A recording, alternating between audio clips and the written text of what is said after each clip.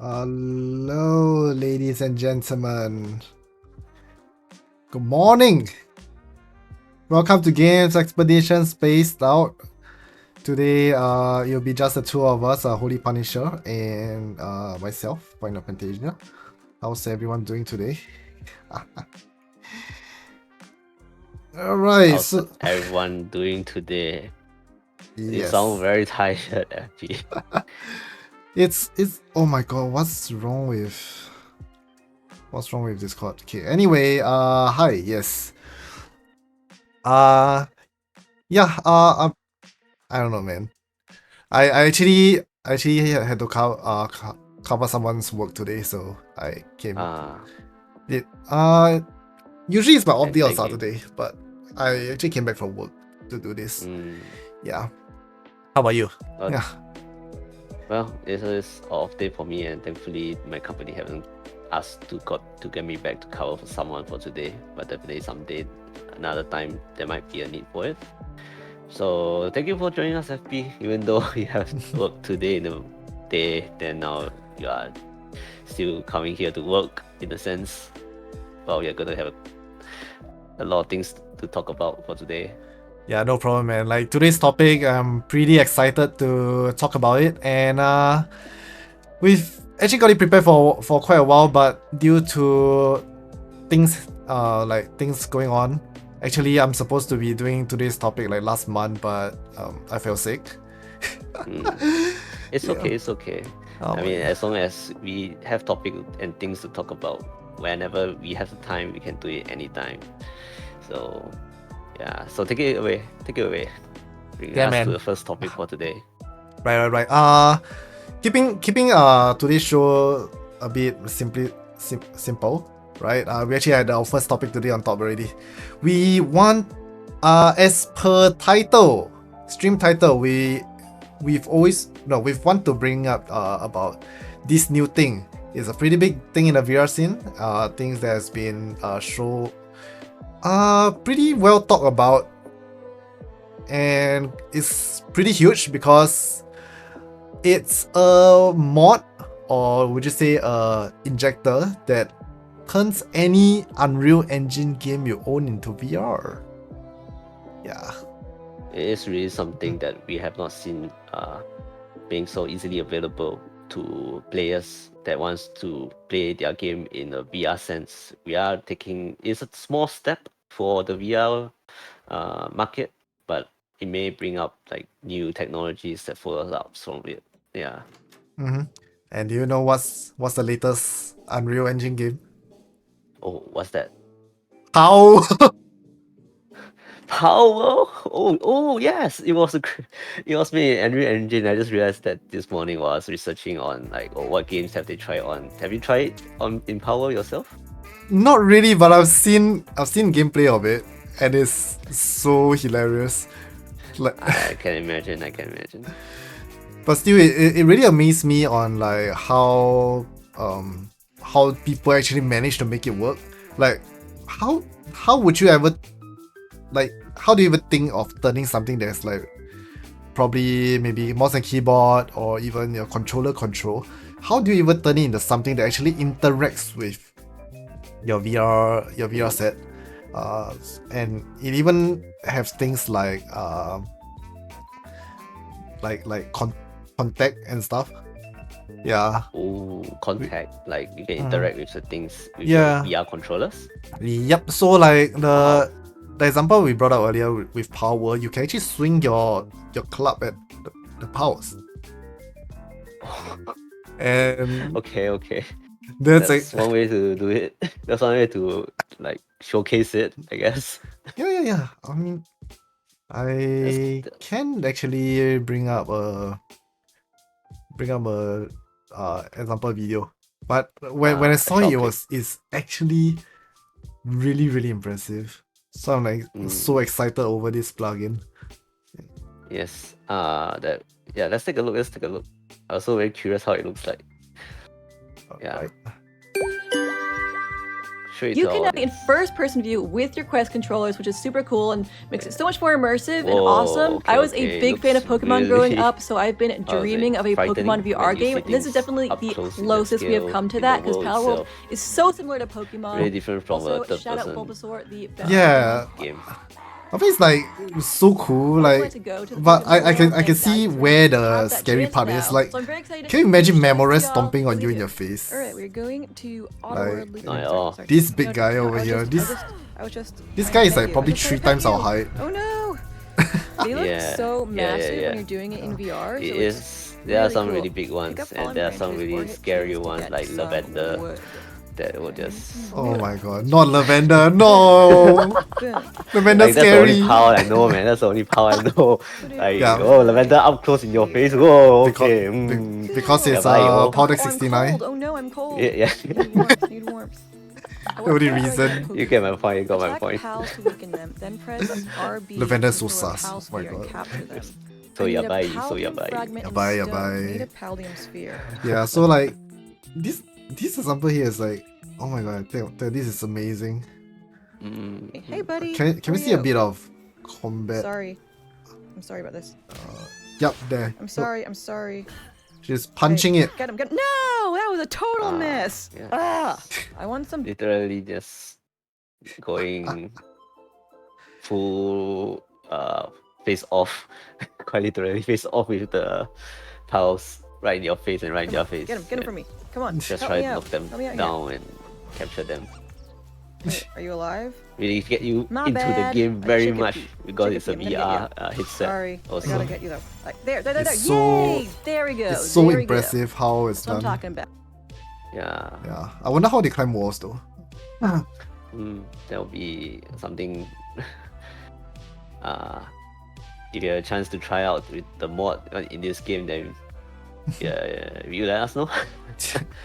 Okay, but other than that, right, we actually so there are other examples of Unreal VR games. Like technically anything on the Unreal Engine is doable.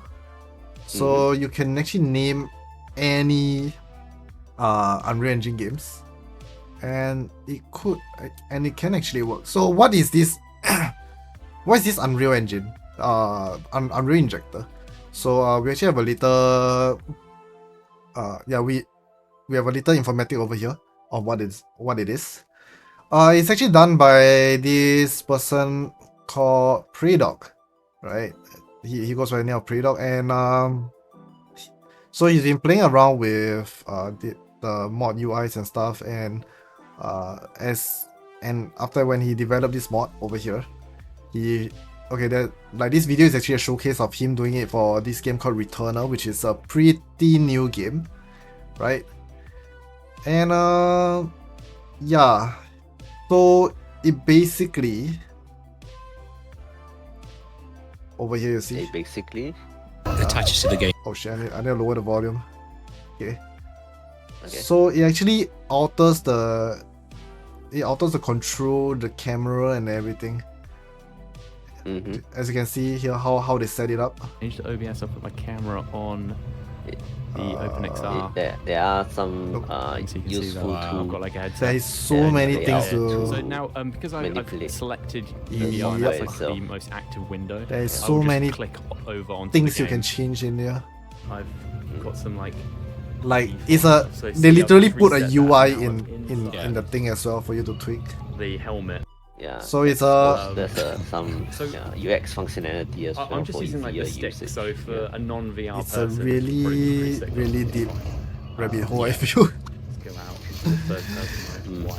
But being able to turn And the great thing, the something game, that is Returnal, I've got a originally PS5 PC controller, game like the haptics and stuff work. into this I've is been like disembodied. And it's we're just It's really like groundbreaking. It really allows players to take to play the So game you can in move the another cameras right, you can move it perspective to wherever from you want to the move the camera one and that things like the that. game Yeah, developer this is kind of one intended of my you to favourite do. features, actually. To I be can't play and flat you screen know games just or even other also VR good games for without people this. who are You know, when interested Street in Fighter game 6 came out, development to try out this we were all mod kind of and then testing see VR, how and modding Elliot actually told me, works, and then maybe they can update on the mod itself, maybe further functionality such as multiplayer headset mod even for multiplayer Unreal Engine games to further improve on this thing. Yeah. Yeah.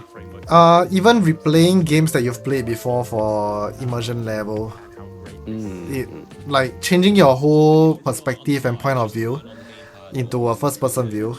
It just changes so much because right now you're playing like in the souls of the person, like the character that you love. Yes. Yeah. Definitely. I wonder how it would feel when you trigger a cutscene and then you're in VR. Do your character body just lock in place and then you can only move your head around? I think it depends Maybe because that's it. cutscenes come in many forms. So there are That's those true. that's cinematic, and then there's those that actually shows your character, like the actual game model. Yeah, that's the one I'm talking about. Most likely, if it uses the original game model to run a cutscene, you should be able to see the cutscene from your own POV. That's very interesting. Definitely, yeah, you'll miss out on all the camera angles during the cutscene and all the framing of the storytelling that the developers want to show you. But of course, you can definitely experience it in another way and be super immersed, being in that position and whatnot. I don't know. Actually, it's Red Dead under Unreal. No, right? I'm not too sure. Let me do a quick search. Yeah. This. Yeah. That's a very good example. Red Dead do have kind of a couple of in-game cutscenes if you're using your character model. And while you're searching, just want to share a bit of my thoughts on this. Is that the VR Injector is a very well developed mod. It's not a very simple one. It's really take on to the core system of Unreal Engine itself and modifying it on the go as well. Things such as where your camera position to fit closer to your character, to allow your VR headset to be right on your character head, and so on and so forth, as well as the UI interfaces on top of what you're seeing in the game. It's really well developed and polished for what it needs to do. Yeah. Okay, so I'm amazed. Yes. Red Dead is Unreal Engine. So okay, I believe you've seen all those memes of like setting people on fire during cutscenes, right? Yeah. Oh my god, I think it's gonna so be scary, man. Yeah. Yeah. Oh my god, look at this. And you can go. This There's a lot of shit on the floor. like other than the frame issues, I guess it actually looks pretty sweet. It really puts you in the world itself, and yeah, I can see like the vehicle heights better and the buildings, and yeah, the scale of the world feels very different when you're in this camera. To me, actually, I feel what I really enjoy about playing games in VR is like the world actually feels a lot bigger.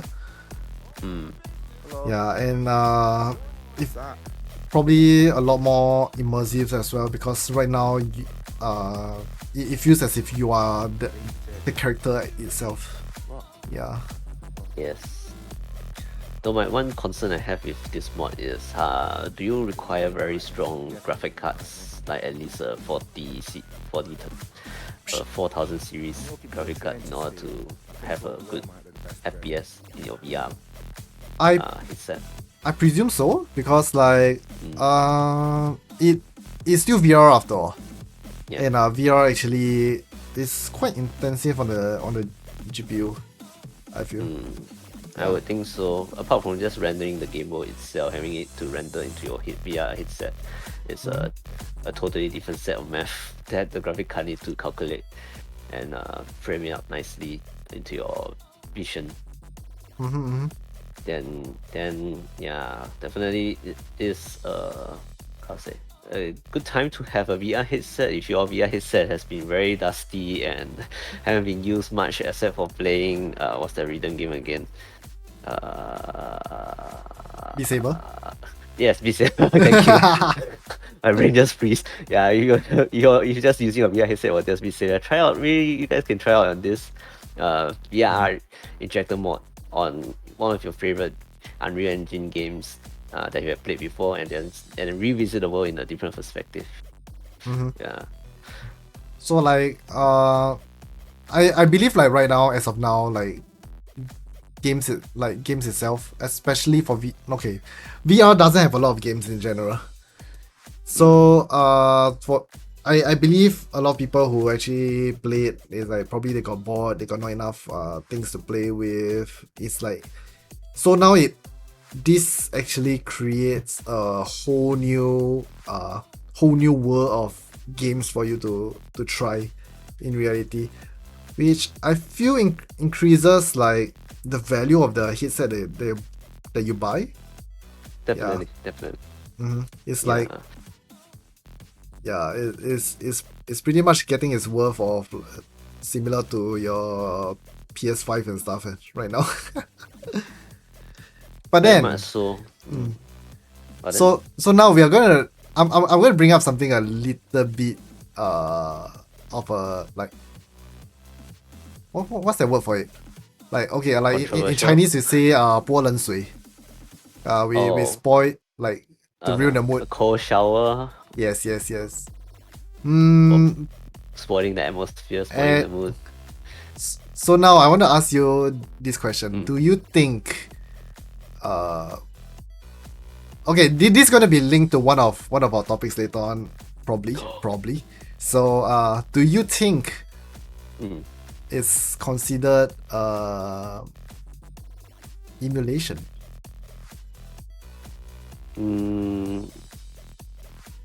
No, I think it's an entirely different topic altogether. This is I found most a mod, much less emulation. A mod adds on to a game. Emulation is pretty much replicating what a game so it's to be like running on a simulation on a virtual hardware such as like a PS2, Game Boy Advance, and things like that. So not an emulator to me. It's a mod where it improves or further develops, adding additional features that will give value to the game rather than it itself being a copy of a game. Okay. Yeah. Okay, that's actually a good point. It's not like copy paste of a game onto another device, another type of device. So it cannot be considered emulation. But what if we were to compare it to piracy? Yeah, because in a sense right now, all these games okay, I mean technically all these games are not VR games. But now people sort of got a VR version of it for free. That's true. But does it work fundamentally wise? Does it work as the game should be played in? It's a different thing altogether. So yes, they do add value to the game. Then it may not look too good in the terms of the game developer's point of view. But definitely, I think if people are like, wow, this mod that makes our game much better, maybe we should make it official, and then the developer of the game actually can create their own official mod that actually provides the VR functionality instead. So I think this opens up opportunity for things to happen like that. Yeah. Because right now what I'm thinking, right? So because just by releasing this one injector, okay, I mean I love this idea of having a software that actually turn everything into VR. But in another sense, when I think about it, right, it's like I mean from a business point of view, right now people are kind of stepping into your IP and turning it into a new product. Yeah, so I don't know, like I feel this software itself is definitely an advancement in VR and gaming in general.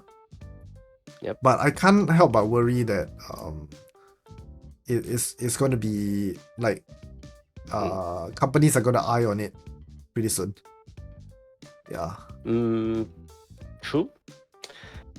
As you started your sentence in a business point of view, it does be not a good business deal in the whole having my game is now another game which is free for you, which I could technically try to do it myself and sell it to you instead of you adding a mod to it. But if you were to go in that direction, then we could technically say that Unreal is not stopping it. Why would you be too concerned? Maybe the games that make from Unreal would be a bit particular about it, but Unreal do allow modding in their own engine, and I don't know, maybe a few days later this mod gets shut down and we get the more official answer that you might be expecting, that sort of thing. Okay, so from what you're saying, right? Most whatever's going on here, it will be more towards the jurisdiction of Unreal rather than the game developers. Yes, I see. very much so. Because at the end of the day, it's still modifying the core of the Unreal Engine, which allows it to be so flexible. If your thing doesn't work for one Unreal game, then probably that Unreal game might have some special implementation that is not using the core Unreal input-output system, like the controls and the video rendering, things like that. But if it works, then you are pretty much still based off the Unreal system as the Unreal Engine itself. Yeah. Okay, that actually sounds very fair, because right now you are actually, whatever this thing is doing, it's what is affecting isn't exactly the game itself but the core of it. Yep. Yeah. Yep. So I feel this makes sense. Yeah. I mean, another way to think of it more positively is that Unreal sees this mod, then actually makes it official as part of the Unreal Engine for game developers to use it to, hey, now your game can be a VR if you want, and then you have all these interfaces to help you to support and make you have official options for VR that can be adjusted in game also. Things like that is not seen at the moment in the market, but if Unreal decides that, hey, this mod is worth supporting officially, then it could develop even further, and then game developers could use it for their games to be played in VR. Very easily, we'll have games played in the normal first person, third person view, and VR. So it helps if that's the way they want to do it. That's how I think about it. Oh my god, that is like, I feel that's probably gonna be the best outcome if yeah. I really hope Unreal side they are a bit more open-minded regarding this and actually take this project in. I think it's gonna help. It's gonna advance gaming so much. Yeah. And definitely maybe Unreal will have their own VR chat with this thing in, and then the VR version of VR chat would have that's me just overdoing it. we don't need another one, right? I don't think we need another one. I know. No. Meta. Just saying, Meta is trying to make one. Apple is trying to make one. And I don't know, some other company is also trying to make one. I mean, it's Unreal, man. Their straight up competitor is Unity. So they definitely want a piece of the pie. And if this is their, I don't know, their key or their utensil to grab themselves a piece, why not? True that. Actually, now that you mention it, I wonder what engine Meta is using for it. Definitely, they should have their own proprietary software. Being that Meta is so big, why don't they just make their own VR chat specialized software than making a game engine, or reusing some game engine that has all the other unrequired implementation, which will burden on the game, the software itself. I don't know, but that's my thoughts.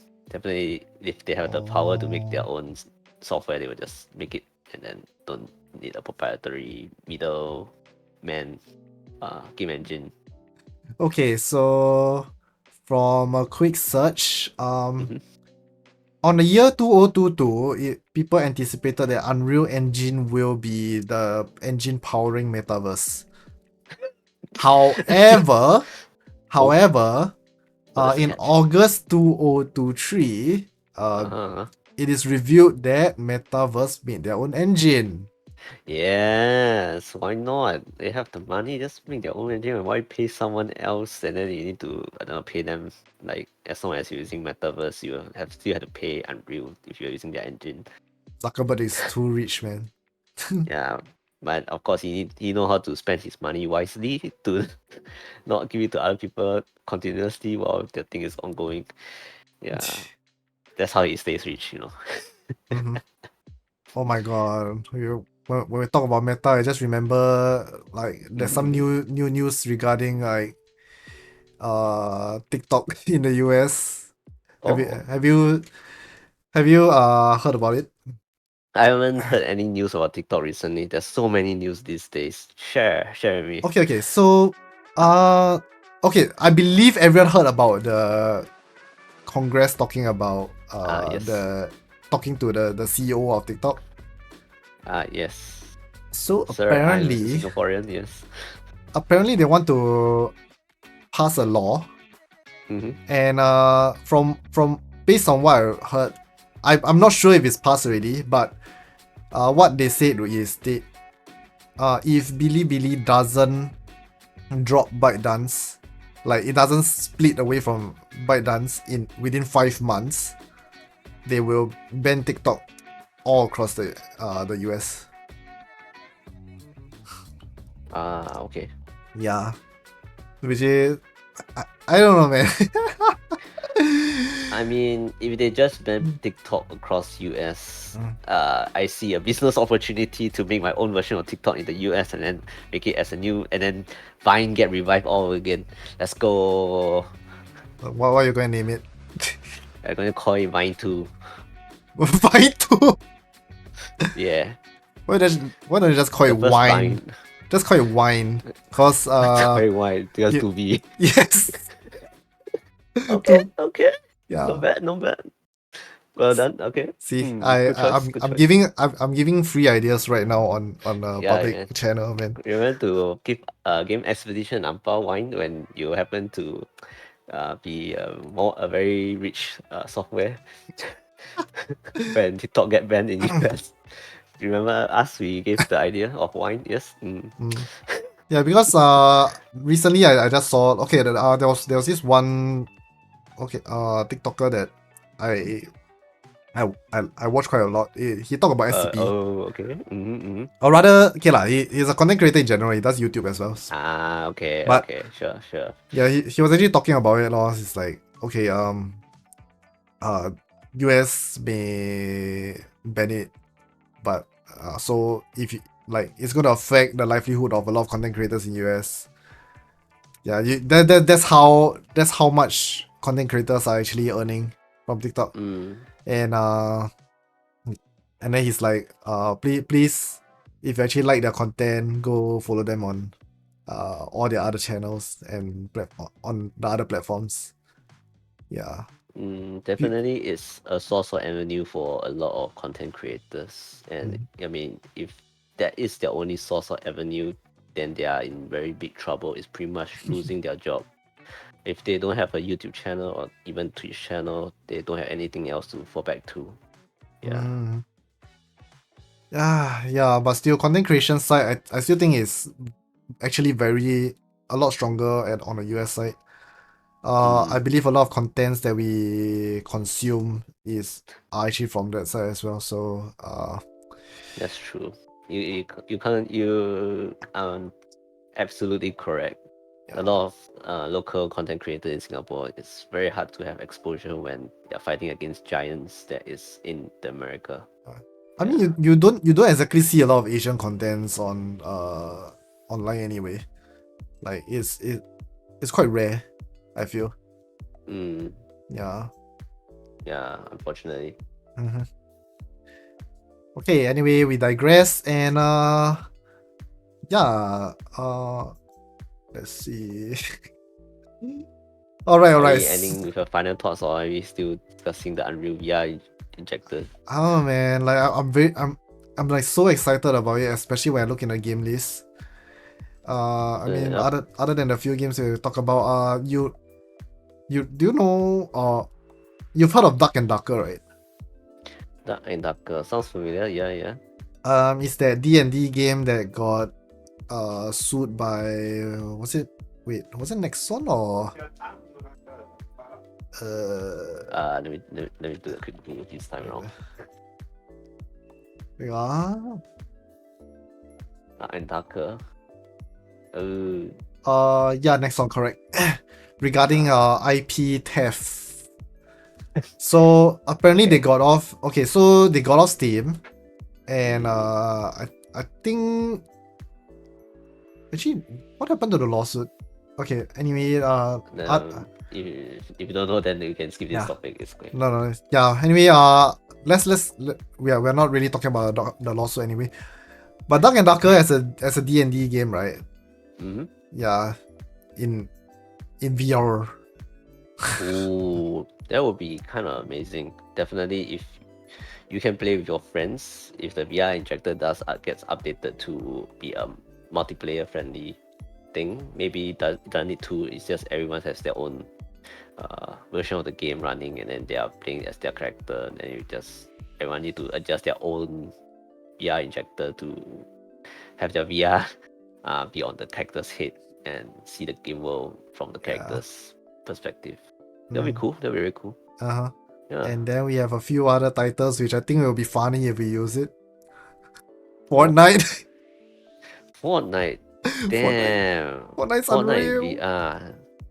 Wow, I think I'll have a fear of heights, man. When I start building the building, particularly, my fear of heights just get triggered. Okay. Imagine trying to build a 4x4 tower with. Yeah. Oh, I think I'll just like go very dizzy because I need to turn 360 again and again to build the four walls, and looking up and down to like place the flooring and the ceiling and stairs and whatnot. Yeah, I think a And neck looking will for hurt. items. Yeah, and looking for items around behind walls. Mm-hmm. And yeah, but definitely it would be really cool if you can just like run forward and then look behind, and then you start shooting while you're running forward behind. Yeah. Wait, what am I saying? Shooting run forward behind.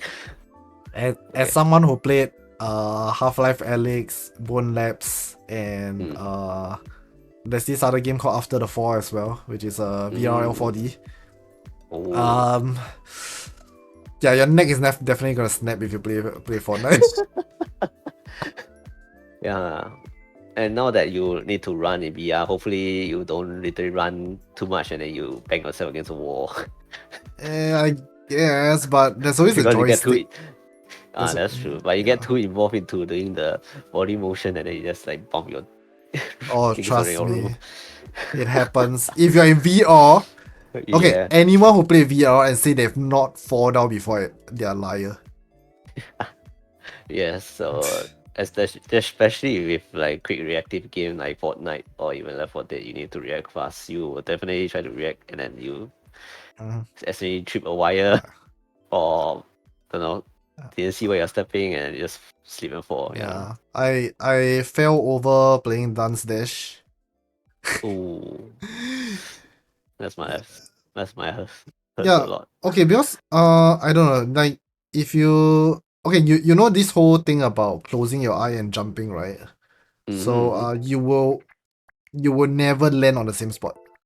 Because when you can't see, you lose balance. That's true. That's true. While you can actually see in VR, which helps a bit, but it still doesn't give you the full balance. Definitely, there's some offset and displacement that difference from the real world versus the VR world that doesn't get translated properly, as our tech is not that accurate yet. Okay. So, Alright. So that's jumping I guess while that's VR. yeah, that's it with the VR topic. We'll go for a short break and then we'll come back on our next topic. So do you wanna review what's the next topic first, or you wanna talk about it later? We keep it after the break. We'll keep it as a surprise. No Alright. spoilers. No spoilers. Alright. We'll see you guys in a bit. So Okay. stand by for it. Stand by. Go drink water. Right? Hi Nappy. Hi Nap. Go drink water. We going on an ad Hydration break. time now. Hydrate. Drink. You're not sounding so it's Yeah, not yeah, a drink. but- Okay. Yeah, Hit my the sprint throat button. hurts. Okay. See you in a bit. Okay, what exactly does this ACE mean? Right. So I believe when you hear ACE when it comes to gaming, you would probably think about things such as AAA games like Call of Duties, Battlefield, yeah. And right now in the year 2024, it does seems like the rise of indie games and indie titles. Actually, not really say this year. Late last year in 2023, we've actually got some pretty decent games coming from indie studios as well, such as Baldur's Gate, for example, which is quite an eye opener. And with all these new games coming out this year as well, there has been this constant question coming from people. What does this AAA means anything at all right now? That is a very good question. Like people have been saying AAA games this, AAA game that. No one exactly know does the AAA stands for, or does it actually like hold any substantial evidence to the game, and is it represented correctly, things like that. So me being curious about it, I went to Wikipedia, and then what it says is that AAA games, okay, it's a bit white now on my face because I'm looking at Wikipedia and it's white background. The term is likely borrowed from the credit industry bond rating, where AAA bonds represent the safest investment opportunity and they are most likely to meet their financial goal. But definitely, it has to come from somewhere, not directly from the credits industries. Which is that there are some game shops in the past that, in order to make certain game look more fanciful, more atas as we call it in Singapore, they show this term AAA games and even like AA or B grade B level games to help play their customers to decide, oh, maybe I should get this AAA game because it's going to be one of the best looking or most fun to play with, something like that as a standard for the customers to use. Yeah. Alright, so it does sounds like the term AAA have been pretty misused in history and setting a very high expectation among the consumer. Yep. Definitely, there also people think that the more A's you have, the more zeros the total budget for the game will be having. So if you say like one A game is like 1 million, AA game is like 10 million, AAA game is like 100 million. So does quadruple A games cost 1 billion? Oh my god, you just have to bring up about quadruple A games. Oh, oh, should I not say anything? Yeah, I mean, because alright. Anyway, so it does seems like the amount of A's does scales according to the budget you spend on the game itself. If I get what you mean earlier. Yep. Yeah. So yeah, since you brought up about quadruple A games, right? So recently there's this thing going around saying like there have been games that's been released and identified as a quadruple A games. It's something that we've not really heard about in a while. Oh. Yeah, Yes. Wonkai, I think, yes. Yeah, man. It's like, wait. So having spent so much money, even more than like million dollar budget games like Call of Duty and Battlefield, pretty sure most people will have a really, really high expectation about it, right? Definitely. Of course, people always see that more money spent on something, the more higher quality they should be getting, and the more polish it gets, the more gameplay, the more things you can do in game. I mean, after all, why you spend so much money? Is it just to make things look nice? Maybe that's part of the cost as well. All the very cool 3D model textures, as well as amazing 3D sounds and FX and VFX. All this do cost money, and the more you spend on it, the more better it should look. Yeah. So with these expectations, right, we can actually look into some of these self-proclaimed quadruple A titles, Yes. Yes. which I think one of the most hyped games globally, right, is actually Suicide Squad killing the Justice League. Yes, I did mention that game in my previous stream. That it was one of the top 2 games I'm looking forward for this year. So, I mean, other than some controversial over the stories, like saying that, okay, yeah, maybe I should have mentioned that it might be a bit of a Spoiler alert. spoiler, yeah, of a spoiler alert, like the game being linked to some of the older games that's in the same universe, but other than that, but does the quality actually like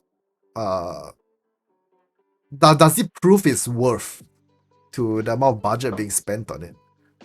So according to some reviews and stuff from the games, we've got things like the boss, like since it's like the Suicide Squad versus Justice League, then they're saying things like the heroes doesn't even feel like the heroes, and not in the sense like they are the villains in this game, but like they don't feel like what they are supposed to be. Definitely, there is some creative, what's the word? Creative choice that they are making on the characters that everyone is so familiar with, that differs them from what they usually see them in TV shows and comics.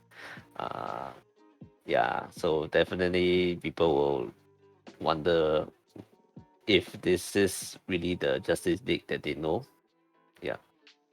Yeah, it So as a game that actually runs based off comic characters and that people actually love so much, it does seems like the despite all this budgeting and stuff, they sort of failed to capture the soul of what the character truly is, right? yes. So maybe that's where there is something else about the game that would make it a AAA game, except that maybe in terms of characterizations and the narrative may not be of that standard. But of course, we will have to take a look at other aspect of the game that may provide better service or even better entertainment interactions inside that is going to be very polished or very interesting to interact with. Yeah. Okay, so from chat we see Blackbeard say every marketed game is gonna be adopted as a quad A instead of a triple A as of now. Honestly speaking, if you were to ask me, right, based on what's going on right now with all the bad raps coming to these A's in game in the gaming industry, right? I'm pretty sure sooner or later this thing may be like this whole thing to market it as a high budget game probably would slowly wipe out. It might even backfire. Yeah. Yeah. Who knows? I mean, these are big companies. They could always open a sub company and market it as an indie, right?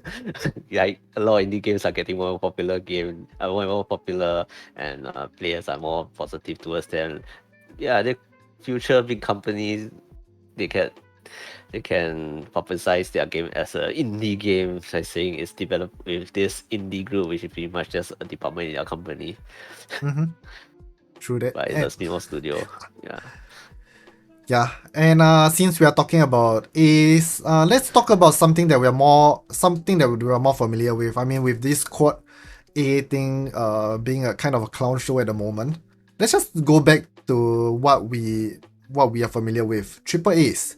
So, what do you think about the triple A titles nowadays? Like for the I past think years. there are some good ones and there are some bad ones. Some noticeably good ones would be the Final Fantasy VII remake. Quite happy. Quite a lot of people are very much gardening attention to it, as well as the quality that it in the remake is creating is beyond a lot of people's expectations. Of course, they'll try to stick to the original game to keep it as consistent as possible, but of course there will be some things that they wanted to do in the original game that they couldn't do, but then now they are remaking the game, they get to add in those ideas in as well, and show it to the players on certain parts that they couldn't show it due to the limitation in the past. And then now, as the technology is getting better and better, AAA games to get even more values for how fast game development is being conducted compared to what was done maybe 5 years back. But of course, things such as mobile games and indie games, they do have a wider audience due to how they can be uh, casual and more accessible due to where they can be played from, compared to AAA games which you may need a console or a very good PC, like a very good console like a PS5 or an Xbox, and a very good PC to be able to play them without lagging or difficulties. So yeah. Okay, so but let's would you credit like most of this the success to these titles, since okay, like most AAA titles are technically a franchise, a series, or a remaster. So would you credit it to nostalgia, or do you think like the success is mainly on nostalgia, or would you think that it is actually like it's actually good that people wants to buy it? I think it's definitely good when people are paying for the games that they wanted. It shows that the games are being recreated or even created, even though it's from a franchise, to their expectations. And there are some saying in the game dev community is, if your game is good, player will show you their money to ask for more from it by paying for your game, and even like gifting other people. That's also showing how much love they have for your game. So and you remaking or adding on to the franchise and people are actually paying for it, shows that you have done good work on it, keeping it consistent with what you have, and of course keeping it fresh uh, for the existing fan base. And definitely you will have a new set of players that will be coming in, being curious all about it, like, whoa, they never played the previous one, but how was it, how did the previous one, why did the previous one, the previous franchise, previous versions of the game be so popular until now? Then they will try it out also themselves and become your fan yourself. So I think it's a good thing in general. Yeah. Is that a question? I feel like I might diverge a bit. Yeah, I do agree that that like what you say, if the thing you created is of quality, people will naturally be willing to spend on it and even pay you and ask for more. So Yeah. I believe this is a very yeah, it's actually a very logical thing in like life and business in general.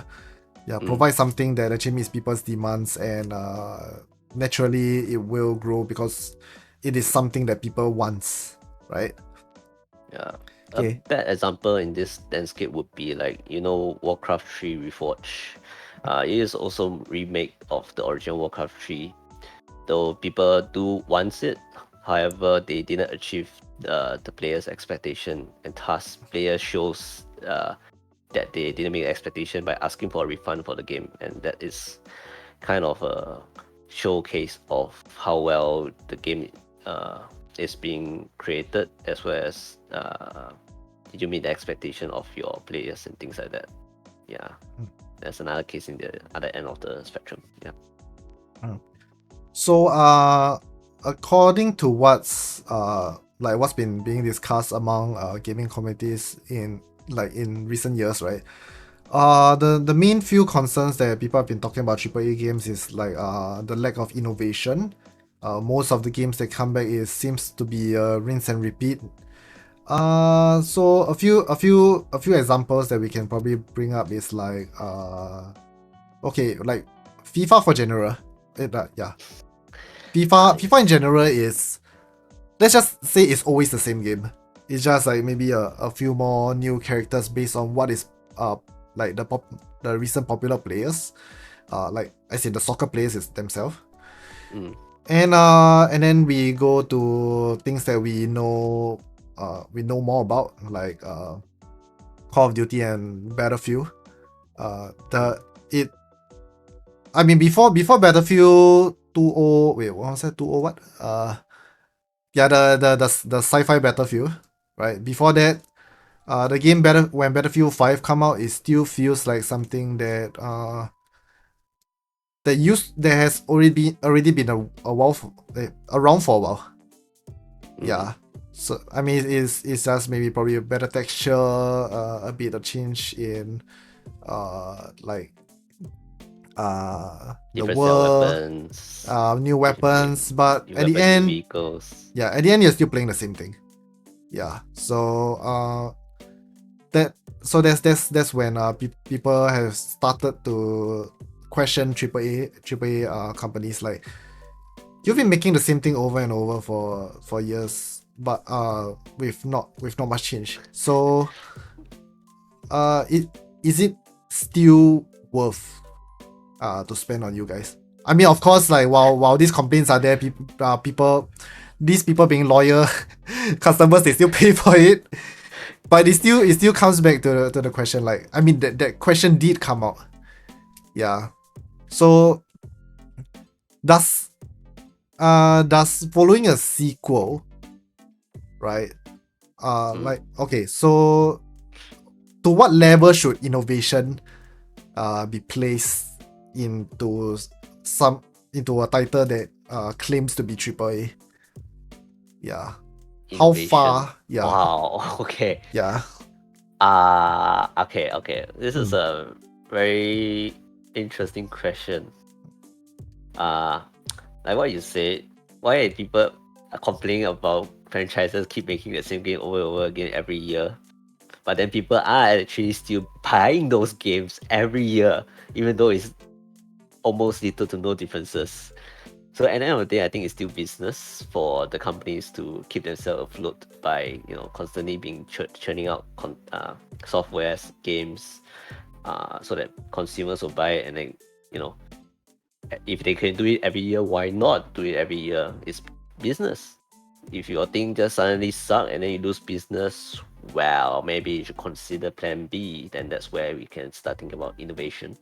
Or we can definitely add in more features to your software, to your game, to keep it even more interesting. I think definitely with FIFA, they do add in a few aspects of managing your football team, and people find that part fun.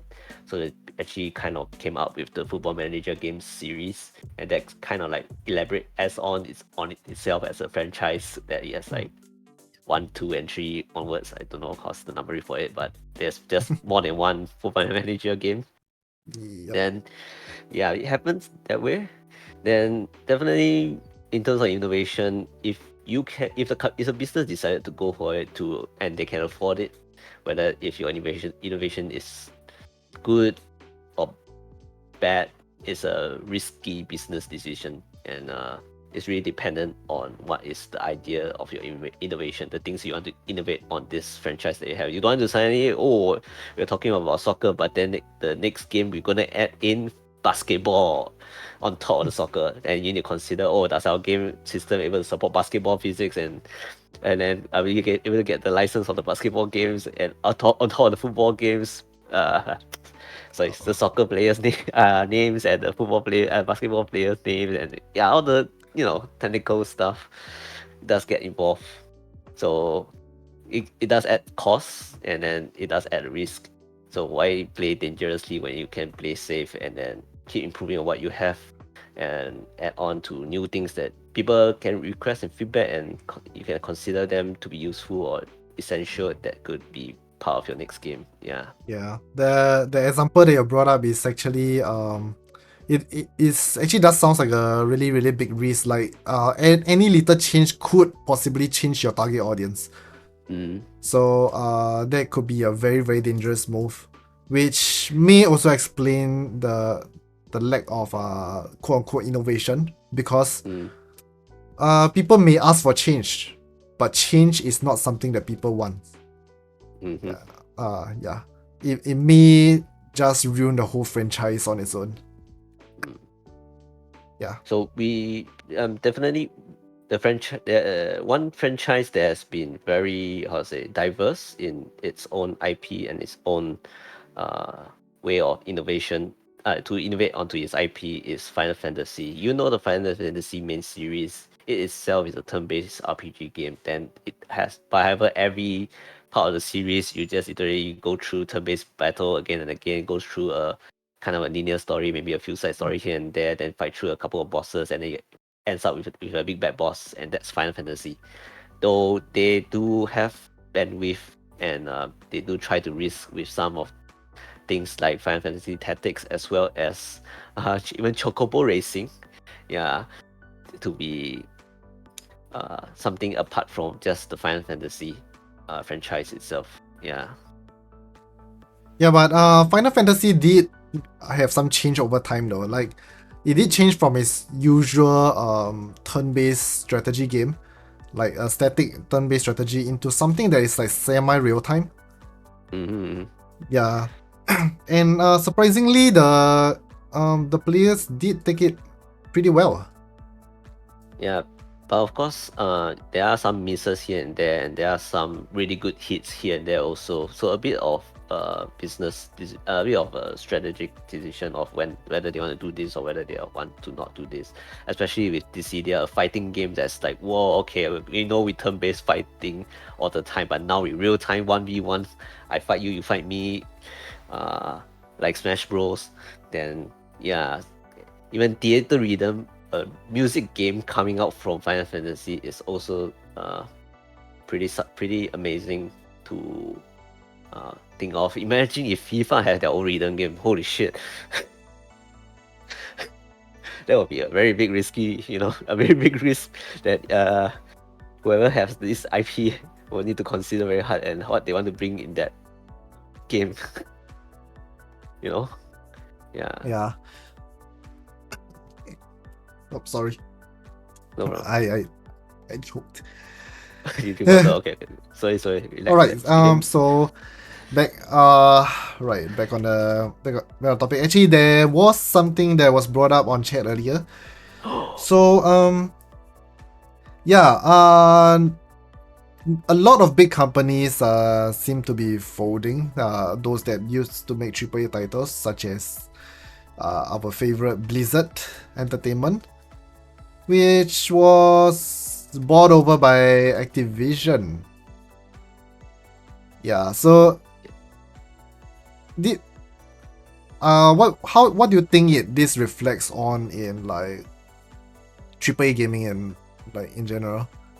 Do you think it actually is actually a sign that AAA games are not as good as it used to be, or is just something else entirely? I think it's a very broad statement to at the point where the AAA game is not good anymore. I think in the case of Activision, is it buying or are they like joining forces kind of thing? I can't remember exactly. But in terms of that, it's more of a case of they like to combine their set of IPs that they have in their hand together to keep themselves as a big group, because definitely you see Nintendo is getting bigger and bigger with new IPs almost every year, and some of them work, some of them fails, but it's still new IPs. And then even Ubisoft has its own IPs as well that's getting more and more things like Immortal Phoenix Rising and Skull and Bones. Those are new IPs that's being added to their arsenal. And I think Blizzard, seeing that their group of games is pretty much Diablo,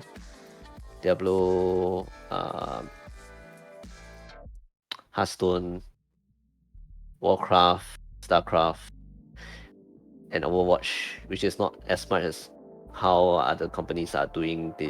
I think combining with Activision with their own set of Call of Duties and other titles that they have would make them into a bigger company to stand, side by side with Ubisoft and Nintendo and other big companies, other big game companies out there, even EA. Yeah.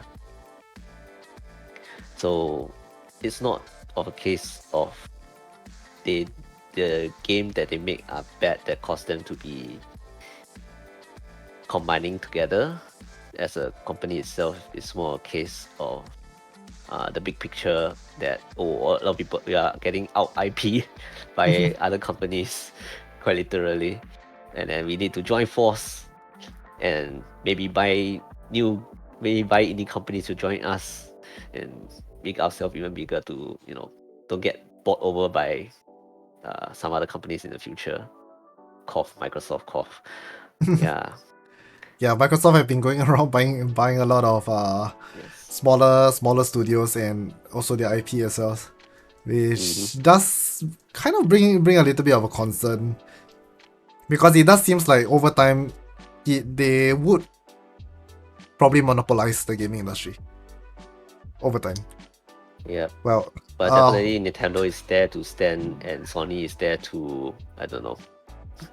I just stick pray around. Gaben will be there longer. Yeah. Gaben will be around longer, or rather his ideas. Actually, yeah, his ideas should stay longer. Should be written in the 10 Commandments. Yeah, it has to be, because Gaben said a lot of really cool stuff regarding games. So actually one of the things that he said was that a game's failure is not based on the quality of the game or the studio, but rather the service. Yeah, which right now that seems to be one of the issues with a lot of these titles. And of course, with all the newer IPs coming out, like for right now, the most popular game that everyone seems to be talking about, Helldivers 2, which seems to have done everything right in a live service game. Like, live service game has been a thing among AAA titles for so damn long. And it does seems like Helldiver 2 is finally breaking the trend. Well, it's not a AAA title, but it actually broke the trend, and it generated so much hype that it topped Steam charts in terms of players. Yeah, concurrent players actually. And I mean, as someone who actually plays the game as well, right? So just yesterday, or rather, okay, let's not talk about yesterday. 2 days ago, they released. They wanted to do a new content release, but instead of making people like purchase it or DLC, they actually made a mission for people to unlock it.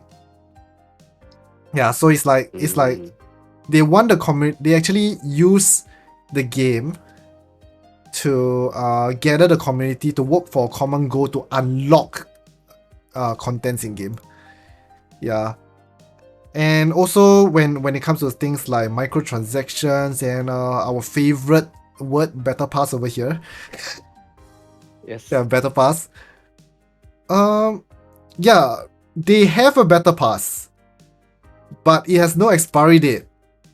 And the best part is you can unlock the premium Battle Pass with with quote unquote cash currency but their cash currency can be farmed in game as well. So and to make things even worse and probably a little bit more ugly for the current live service titles, their microtransaction is literally what is called microtransaction. Like nowadays games that you spend $20, right, to get one skin, the same price, I don't know, you could probably get 4, 5. Yeah, or even if you don't spend at all and just use the things that you found in missions, you could probably get a full set of armors in like 5 games. Like if you're lucky. Yeah, so it does come so it's like AAA titles it has been it's pretty expensive. It's live service plus they still have their cash shop which sells things at a pretty hefty price. Yeah. So this does actually leave a really bad a very bad impression on AAA titles. Do you think that AAA titles can survive if they follow this kind of trend, you know, like making things actually fair for their players? That goes very much into the monetization system that, or not system as not technical system, but you know, the the flow, like what is their decision, why they're making this decision, things like that. I do not have much experience with that. Definitely the part where Helldivers do try to keep the game as low cost as possible to the players and making it interesting for the players to have fun is very much a game developer decision. You know, because us game developers or in general would love to have fun with our players along as well, because we usually act as the bad guy, but then of course, and then we set up all these like things for the players to interact with. We could definitely add it more to just the game itself, to like what they did with the having a common goal for all the players as a live service game. That is something that they came out with, and it makes live service game more interesting, I guess. Definitely some other live service games such as Sea of Thieves might have done something similar before, but maybe wasn't too much of a, a news to the public as compared to Hellstar, because of how recent it is to us right now. Yeah, because like one of the main concerns among players is that having paid a full price for your games, right? Why are the players paying like why are they making players pay so much that it might become equivalent to buying another game itself? So like I mean one of the more one of the games that actually leave a bigger impression regarding this is actually Overwatch. Overwatch 2. So it originally came out as a fully paid game, and they actually released a loot box with it. Yeah, and so the loot box are not cheap, by the way, and it's so they've been running the game for a while. Yeah, people actually like the game, and people actually eventually they buy the loot box and stuff, trying to look cool in the game and stuff. In their favorite character, and then eventually when the game get less popular, they decided to like change the game entirely into a free to play title model. Yeah. And then okay, so this was probably just on Blizzard's side. They broke their promise of a free PvE extension to the game, and instead they charge a DLC for a really small PvE game. They actually charge for it, and it's not even, and it actually feels like those PvE events that we used to play before. So it does bring around quite a lot of things like people are now very worried that AAA titles are just trying to suck off money from them, right? There's Yeah. this impression. Yeah, there's Yeah. this impression. It has become a very, very common impression. As for Sea of Thieves, I can't really. I don't think there's much to talk about that because it is a game that you do not need to pay a single cent for it. No matter how much you spend, things are the same. It's just mainly cosmetic. But one thing that people are okay with the spending of Sea of Thieves is that the money goes to charity. A part of the money actually goes to charity. Yeah. So is for that is probably still not that bad. The community is still very supportive of the game and is very willing to spend cough for nature. Yeah. Guy just chucks $50 at the game for every ship for no reason. Okay. Yeah. But as for the other titles, so we have Overwatch, which is probably one of the bigger offenders, and I think Battlefield used to have a loot box, which was banned by Europe. Was it? Yeah.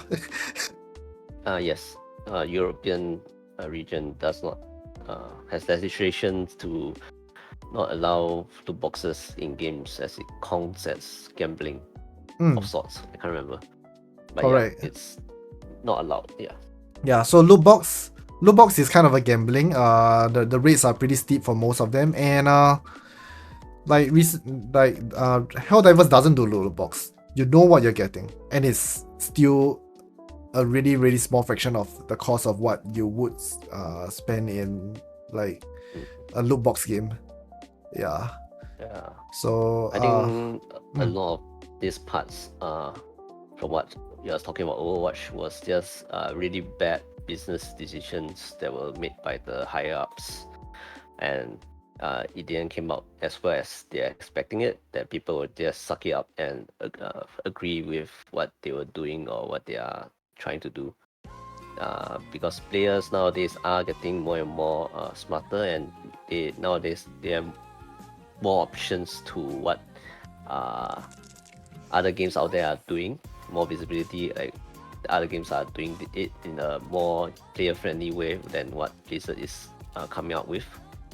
Then it didn't went too well, and it gives the AAA game a bad name because Blizzard is one of the game industry giants, which makes AAA games. So there's a bit of a correlation between AAA games suck money equals to suck money. Yeah. okay. But I think it's mostly because of poor business decision from the higher ups. Yeah, definitely. Yeah. It actually reached a point where from the Overwatch community, they do feel like it's actually a last ditch effort for them to just squeeze a bit more money out of the IP before abandoning it.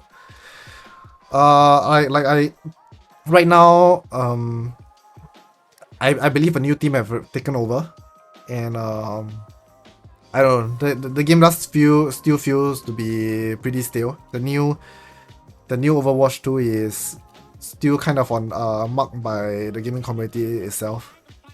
Yeah. But there are some like recent new interesting things coming up surrounding Overwatch 2, which we can talk about it after the show. Yeah, which gives it a slightly positive light nowadays. You're right. Hopefully that won't be that's all about it, but more to come. Yeah. Yep. We can definitely cover that later on.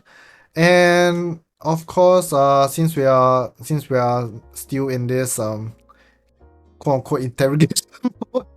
Sorry, I actually feel like an interrogator at the moment. No, I'm not interrogator. It's more like a news reporter. Like nowadays, I watch the evening news. The newscaster will say a long piece of information, and the expert will start sharing his thoughts. It makes me feel like an expert. Yeah, wow. Yeah, you're my guest developer today. Okay, and let's bring out the. Okay, last but not least, the one of the biggest offenders in current AAA titles, unfinished games.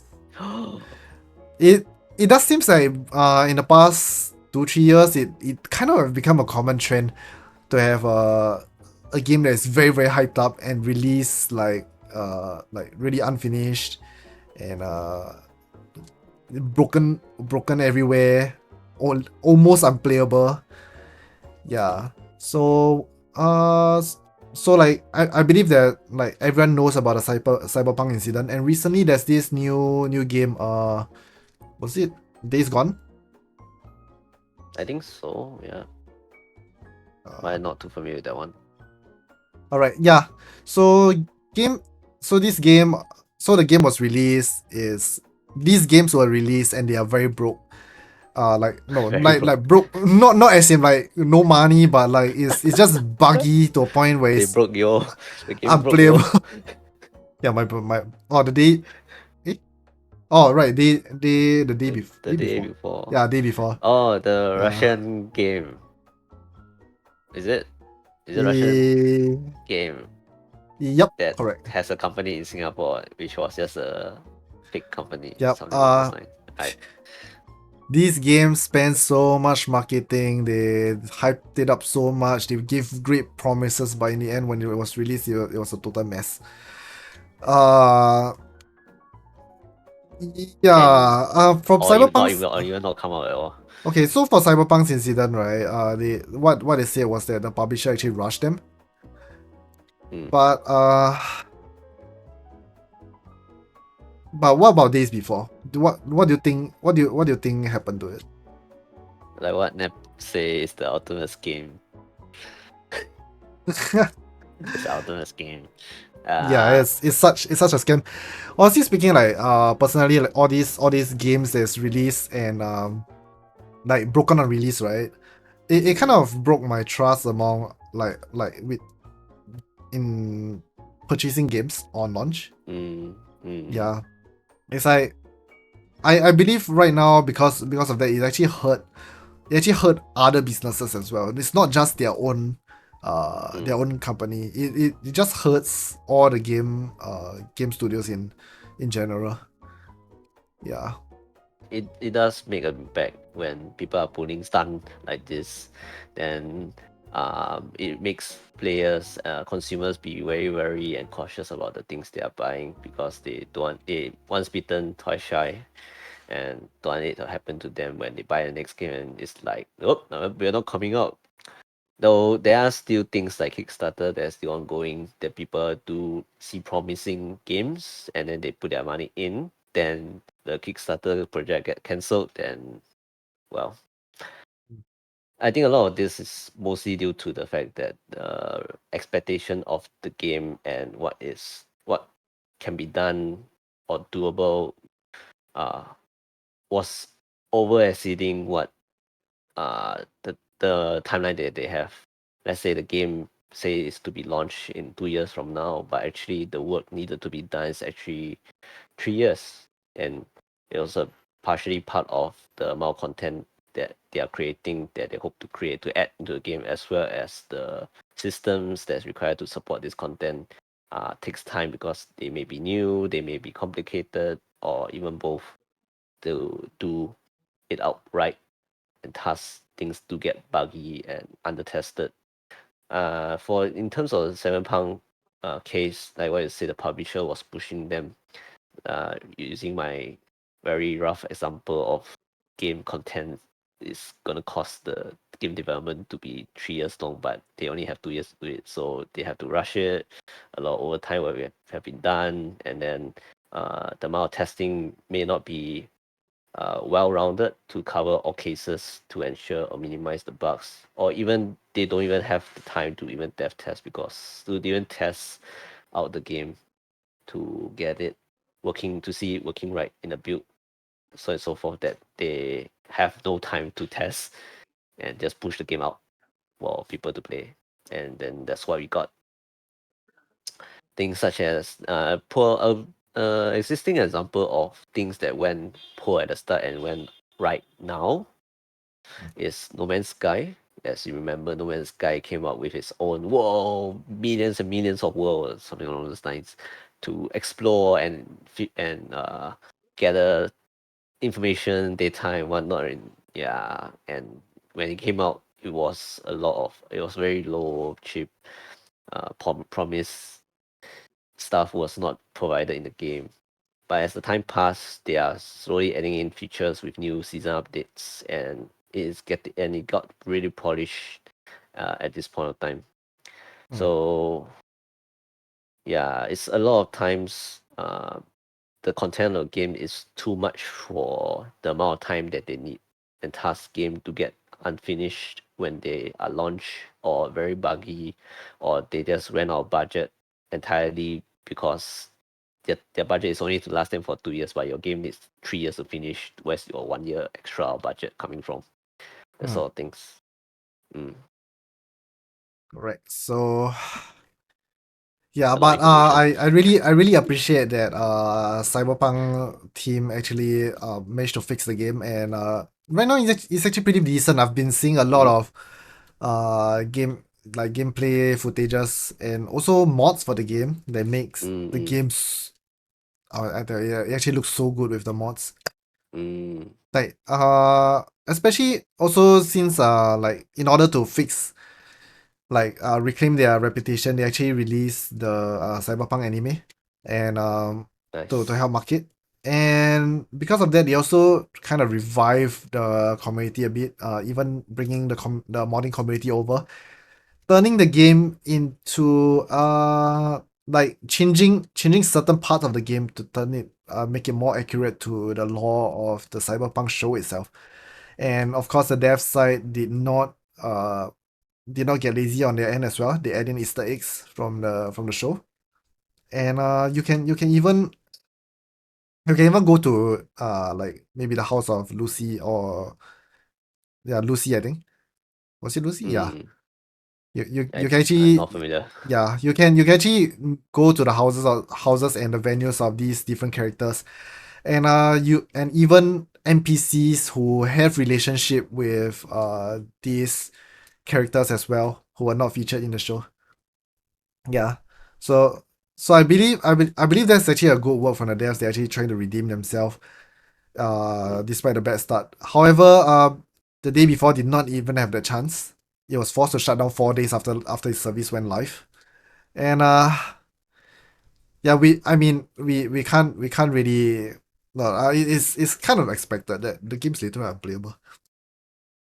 It's like It's a bit hard to tell like why the game is unplayable without knowing what's happening behind the scenes. So mm, a lot of people do come up with like, oh, what could be happening? Maybe it's a scam, maybe it's a fake, maybe there was some big layoff and then the project couldn't finish up because of it, but they still want to get the game out because of some contractual reasons, things like that. Yeah. mm. So it's like I believe things about the day before, like there isn't really much information on what's going on. Mm. The team disbanded and shut down after the 4 days. And so far that I everything that's online right now is mostly speculations, but there isn't really hard Evidence. evidence of what's going on right now. But it still leaves a question of like in everyone's mind. It does affect people's perspective of game releases in general. So It does, it does. yeah.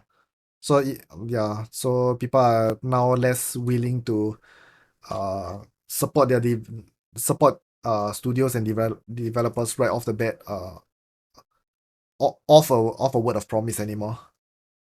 Mm. Yeah. But people still do with Kickstarter and stuff like that. Definitely, there are some reason or that people will still do that, as there are some people that have not been let down by certain people that they are a big fan of. Mm. Mm. You know, Uh, though in terms of the common ones that we know, people are more cautious about it. Yeah. yeah. Okay. And right, so I believe these are most of the questions I have in store for in regards to AAA titles. So from what I'm getting over here is that I mean AAA titles are definitely it still definitely has its quality. You actually have less worries about things like okay, like maybe for reputable publishers and franchises, you can be quite sure or more certain that there will be less issues when you get a game, and also it does serve as a point of nostalgia and comfort in gaming because it's something that we've been familiar with for many years. Uh, yeah. And shouldn't disappoint us Yeah. unless. Like the level of disappointment should definitely be lower. But as for new AAA titles, it does seems to have taken quite a big hit, and yeah, it have left some level of mistrust. But however, while we are skeptical of like over promises and stuff, uh we can still keep an open mind and probably try the game out after seeing some review from trustworthy sources online. Yeah. And That's a very good take. yeah, if the game is good, you can always check with trustworthy sources, and Like afterwards, us. yes, like us, and make your decisions afterward. Yeah. We do have our main show, Games Expedition, right? Where we test out various games for you, so you don't have to. Live, yeah, live as well. Yeah. So do check out our main show. It's usually bi-weekly. Sorry. We have two show every month. One of them will be this podcast, and the other will be the main show. So do check us out, right? And yeah, so do you have any last words for this topic, Holly? My last word is use your money to spend it on things that you have faith that it will be well. If you see promise in certain games, do check out uh, more information about it. A bit of history on the game developer, a bit of history about the game, uh, and then judge it with your own money by purchasing or pre-purchasing the game in a Kickstarter or on Steam page, and definitely that will help the developers to be able to have more confidence in themselves and be able to work harder for you guys who will be enjoying it later. Yeah. All right, so we'll be going on a ad break, and we'll be covering our third topic later on. So yeah, do stay tuned. Catch you guys in a bit. See ya. Take care. See ya Yes, soon. soon Not see ya after the and then full ads. stop. See ya. Yeah, we're back. We're back. All right, so this third topic we have for today is a little bit more on the serious side. Yeah. Wow, very serious. You're too serious now. Serious business. I mean, look at this word. Look at this title that Neb decided. Higher. The Death of Emulation. Death Question battle. Wait, where's the battle? Death. Right. So Death. okay. So what actually brought on this topic? You wanna share a bit, Holly? Oh, I share. You want? Shit, I don't have the resources for it. We didn't prepare for this. Anyway, never mind, never my mind. knowledge Uh. is because of the Yuzu Switch emulation team got sued by Nintendo and got shut down from the lawsuit, and then people are not able to emulate Switch games anymore on their devices. Am I correct? Yes. So this is regarding. So this particular topic is regarding the downfall of this emulator called Yuzu. So apparently there's a Nintendo Switch emulator that was sued by Nintendo. Right now it's folded and is required to pay 2.4 million to settle this lawsuit. Oh no. Yeah. So the developers of this emulator has been accused of facilitating piracy at a colossal scale. And they have agreed to pay this 2.4 million to settle the lawsuit. Yeah. So They have to, that's what yeah, it's the lawsuit never ends. And it gets higher.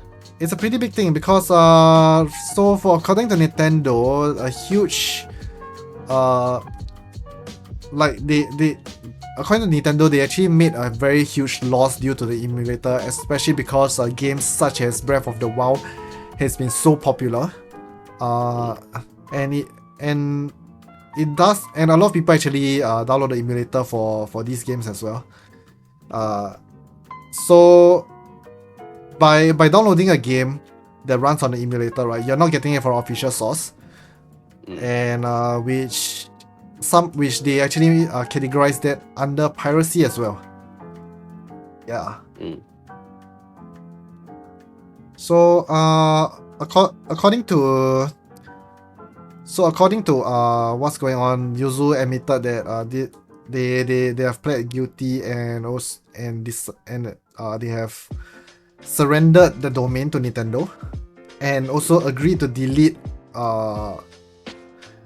its own copy of Yuzu and also all circumvention tools used for developing and using this emulator itself.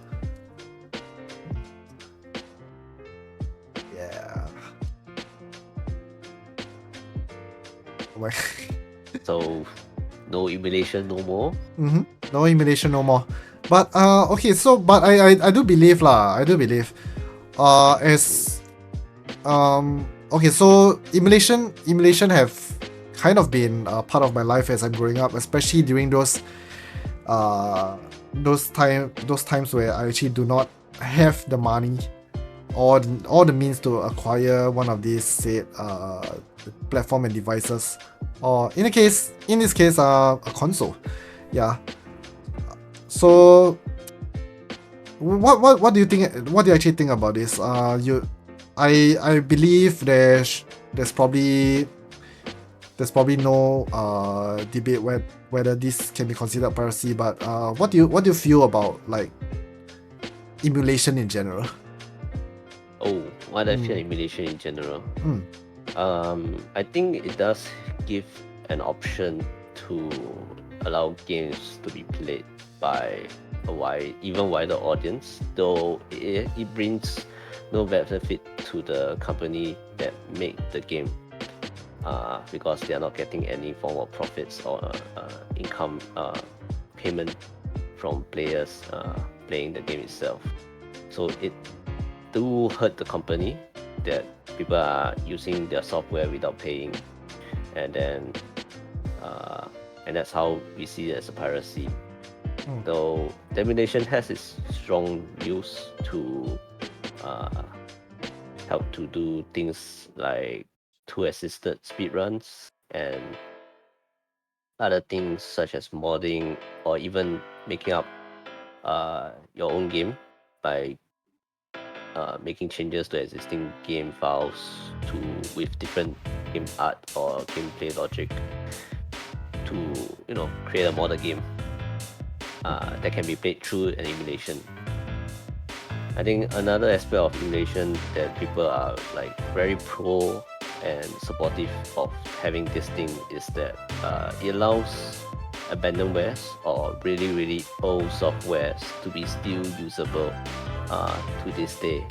Since things such as like DOSBox, which allows us to have the capabilities to play DOS games from the very old time PC in our modern machines, it's nice to just look back into history, how software were like back then versus now. Yeah, that could be said for games as well. Yeah. Right. So back on the case we had earlier. So it does seems like this action done by Nintendo did not just affect Yuzu itself, but also another emulator has taken collateral as well. It's a 3DS emulator called Citra. Yeah, so Yuzu has been part of the support in this Citra emulation, but because of this lawsuit, Citra was taken down as well, which remove. Yeah, it kind of remove. So remove, not remove. Okay, which kind of stop the distribution of another emulation for the general public. Yeah, so what? Yeah, I believe emulations can be used as education in an educational way, like you said earlier, or even even stuff like speedruns and stuff, which is a really big part of the gaming community. But yeah, but how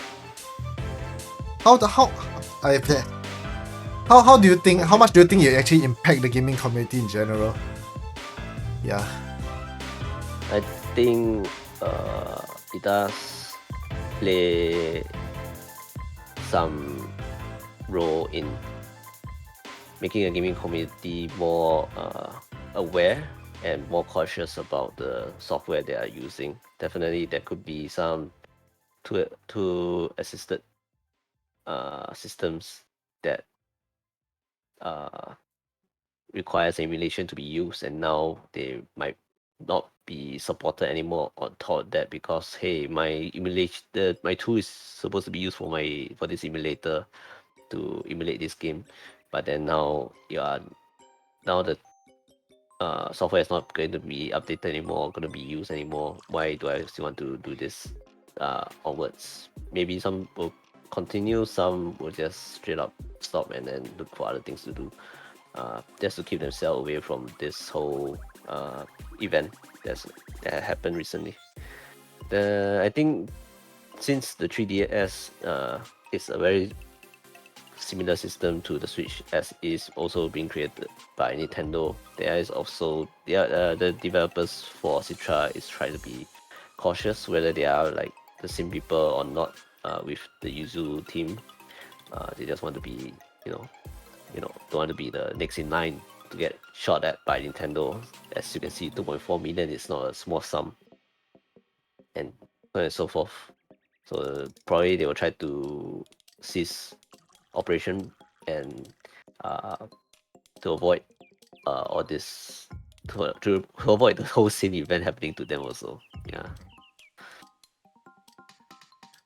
Okay, so according to what I have here, right, it does seems like Citra is it's just a GitHub project, while Yuzu is actually a company called Tropic Haze. It facilitates and handle Patreon income, so it, in a sense, it is community funded. Yeah. Personally for me, I feel whatever happened over here, right? Yeah, it definitely gonna hurt the hobbies of a lot of people. Because personally, I mean, while right now it's used for things I mentioned, education, speedrun, or even simple things like people wanting to play a game on a different platform itself. Personally, I feel as somebody who grows up with emulators as well. So back then when I was younger, I used to own a Game Boy, which I kind of worked very hard for, by the way. I think my school results actually took a, kind of a hit, and so my parents sold it off without my consent. as a kid. So my Thank you. But like my go-to afterwards actually became the emulator because I do enjoy games from Game Boy. Yeah. So one of my favorite game was actually the Mega Man Zero series, and it's also through the emulator where I get to experience other games that I couldn't actually acquire during the time where I had had a Game Boy itself. Such as there's actually this Sonic game that was so good. It's not your typical running platformer Sonic game. It's actually a fighting game. Oh, Yeah, that's very something different. yeah. That kind of opened up my mind to gaming a lot. It does make me more interested in gaming. So, I mean, like, I may be playing that game for free at that point of time, but honestly, without that, it may affect my mindset in purchasing different kind of games right now. After I've actually acquired the ability to spend. Yeah, sometimes it's not. It's I mean it's I don't know. Personally, I feel sometimes it's not about just losing the money at the moment, or it's rather to grant people that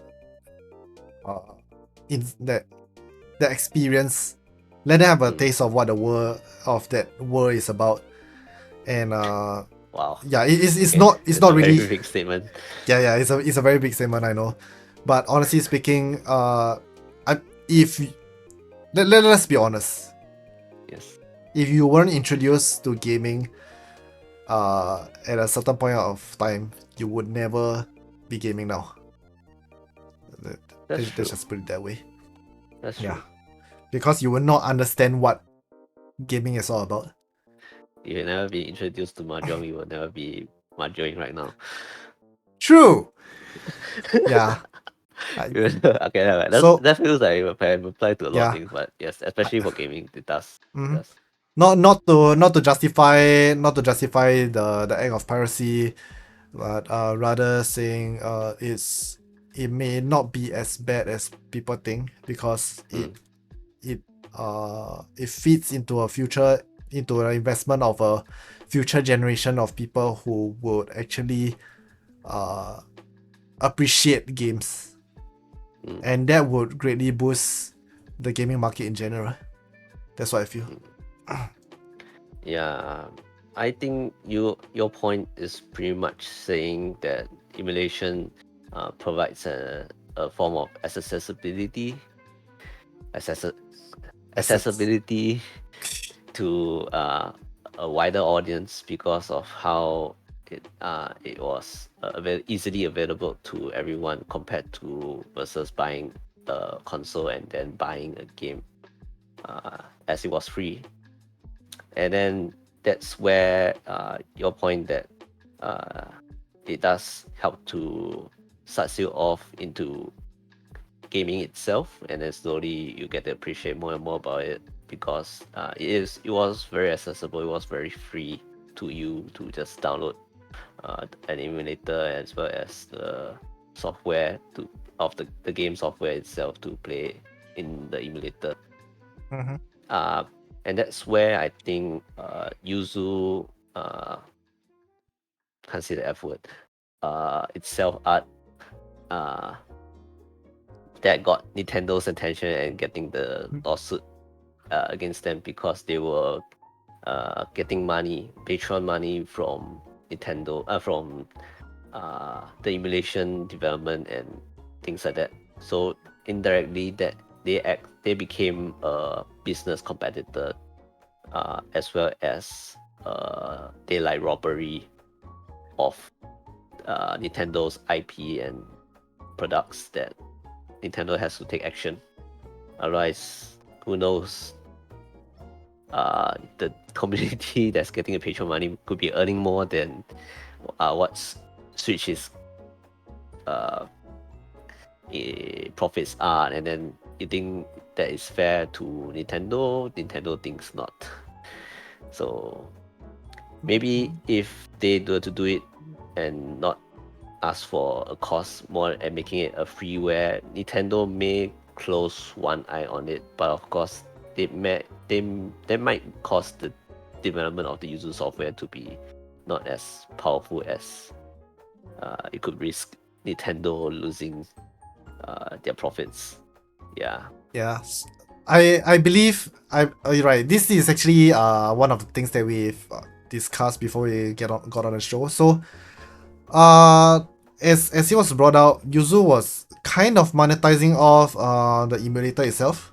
So in a sense, this actually caused an issue. Because right now, instead of the free emulators that we've been acquiring and playing in the past, right now they are actually earning money off something that runs on other people's IP. So that runs other people's IP. So in a sense, it becomes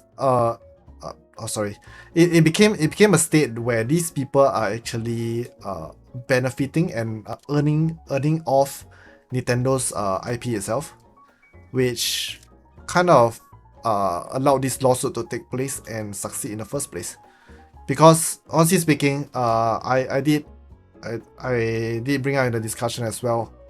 Honestly speaking, emulator I feel is kind of a good publicity.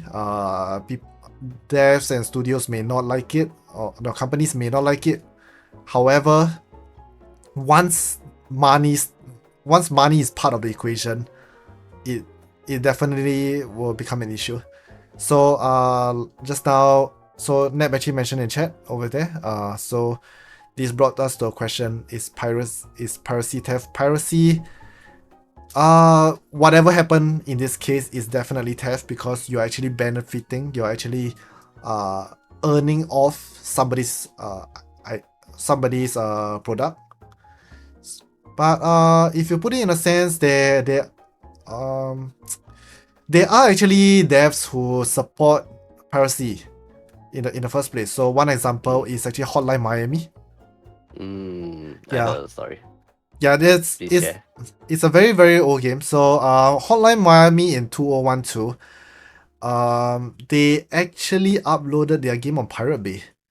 Which to maybe for the newer generation of people who do not know, Pirate Bay was a platform and a software for you to download softwares, not just games, softwares, paid softwares. There's usually what they call cracked, which is a illegal copy that there is activated without a CD key, or with somebody else CD key. I don't know, but basically you're using the software without paying for it.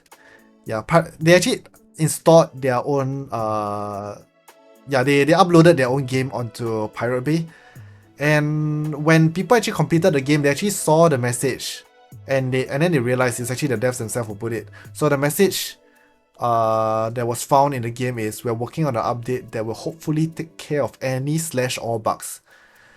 Would be great if you could update the torrent after the patch is out. Yeah. That's very nice. When interviewed regarding this thing, the devs actually clarified afterwards that he said he would prefer that people play it for the game. But to him, ensuring that everyone experience the game at its best, regardless of how they access it, will leave a long-lasting positive impression on their games, on their title. Yeah. And so so this may be one of the unique cases of a dev supporting piracy. And then it also came to what some gamers online actually quote as well. To some people, they say what they said was piracy is my demo. They are skeptical about spending money on something that they do not know. So piracy is a way for them to know the product that if it's worth buying, and if it's worth buying, they will actually pay the money for it. Of course, it will not apply to everyone. And there will definitely be opportunists out there. But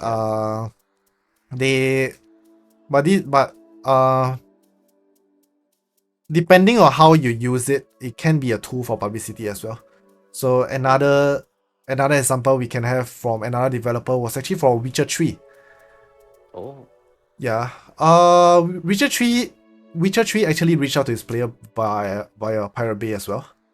So hang on.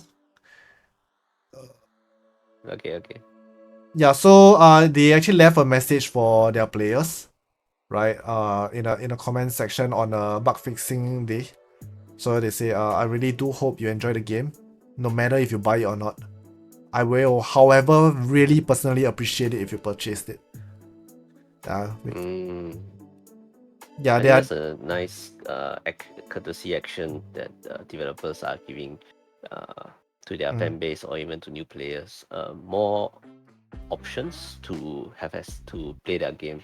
Another case of accessibility that I mentioned before. RSC do allow like more people to have access. Since long time ago, pirates has been stealing cargo from like spice roads, and then they have been transporting them to the European and sell them at a higher price. Oh wait, then they earn money. But then if you do it free, it's not exactly piracy. It's more like a Robin Hood situation. Yes, Robin Hood situation. Then we can close an eye on that. Yeah, cause if you think about it, right, even in this case that you brought up, if the pirates haven't brought the spice over, those people would never know about spice. Would never taste what cinnamon tastes like. Yes. Correct. And by the time these countries actually had a trade route to these places to sell spice, these people would have been already educated about what these things are. While probably only the richer people would be able to access it at one point of time when words pass down, and legit products reach these areas at a affordable price. That is where the ones who actually benefit of these products through piracy, it's basically actual marketing. target audience. Yeah, in a sense, I think a lot of times company may just close one eye on emulation as a marketing cost that is hidden. That is their loss is a cost for marketing. So they close an eye on emulation in general. But then when the cost actually does become someone else profit that they don't want to be profited from, they don't want them to be profiting from it, such as what Yuzu is doing, it does make them open their two eyes big and see. Yeah. I mean, no matter how generous you are, I believe nobody likes it when people profit off you. Profit off your effort. Yeah, profit off. Yeah, things that you actually spend probably years working on, and suddenly somebody is earning money off it. Nobody would like it. So while piracy may be a gray area to most people, let's not forget that we shouldn't be taking advantage of the ones who actually own these things in the first place. Yeah. So while you can't actually stop piracy from happening, the most we can do is to encourage them to support the devs and companies who actually created these products for us. Absolutely. Then of course, you can also help with fighting against piracy by supporting developers by trying out the demos and exploring what other games are out there before they're out from things you are hearing from other people. Though you may still take on the option of you downloading a pirated version to free trial, but do go back to the game and purchase it even if you're done with the pirated version of the game. There are people who finish like the pirated version of the game and then they just I like this game, then you go buy it, then never touch that version of the game. I mean, it's fine lah. If you actually purchase the game afterwards, I believe Okay, that- let's just say if you buy it off Steam after trying out a game from cough illegitimate illegitimate illegitimate I can't English today. Yeah, illegitimate not legitimate. not legitimate means. I believe you still want to play it because Mm. Steam achievements. Yes. So speaking of Steam achievements, there is some way of preventing piracy, and to use Steam achievements to keep the player like, oh, I can't get a Steam achievement. I need my Steam achievements to buy to get them and buy the game instead of pirating it, because if you pirate, can't get your Steam achievements. And I think the most common things that game companies are doing to fend off piracy is making their game a live service game. Basically, your game, if pirated and it's a live service game, you can't connect to the server because they'll recognize your game as a pirated version of the game, and they will just nope. Yeah, basically you will not have you can't access play a to game. whatever the game devs have in store for you, because your game Yeah. is not legit. Because your game needs to connect to a server before you can start playing, right? Because it's a live service game. You need to connect to the server. Then the server recognizes your game client as nope, wrong. Nope, it's pirated, and block him and block Yeah. you from connecting. And then you can't, even if you download the pirated version, you can't even play because of that. So that's straight up like piracy no piracy. I think now that you mentioned that, right, it does reminds me of one of the things that Helldivers have designed in their game.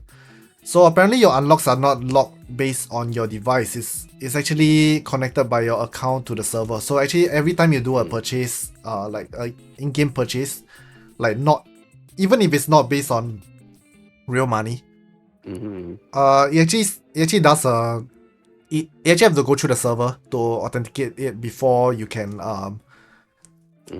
before it's registered to your account, before you can even use it. It does bring up problems such as like when the server is actually overpopulated and the thing doesn't really register. That's a good problem. I took a day just to buy the new mecha that was released. Because it doesn't register. That's a But good problem for companies to have, yes. yeah, but at least you know for a fact that whoever you're playing with, right, they actually they probably unlocked that thing in a legitimate sense. Yeah, because all these things have to authenticate through the server. While I mean, okay, so while hackers still exist, we know of those people who have been spawning the max before its release date, but at least for majority of the time we are playing with people, you can be pretty sure that it's the chances of that happening is pretty low, you know. Definitely, with the many years of live games, like from World of Warcraft and Final Fantasy 14 and a lot of other MMORPG out there, there have been many methods to prevent any form of hacking and player data modification that is not authenticated by the servers itself.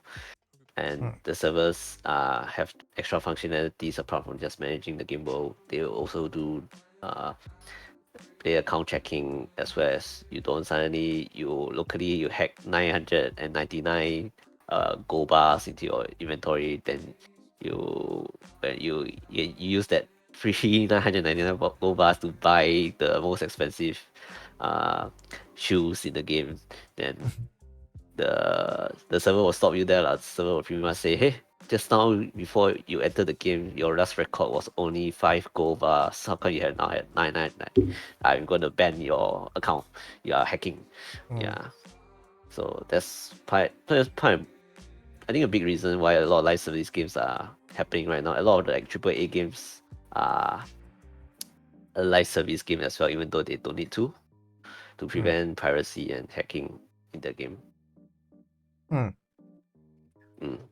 right. So since we are talking about this, how about let's talk about devs who are against piracy? Oh. Yeah.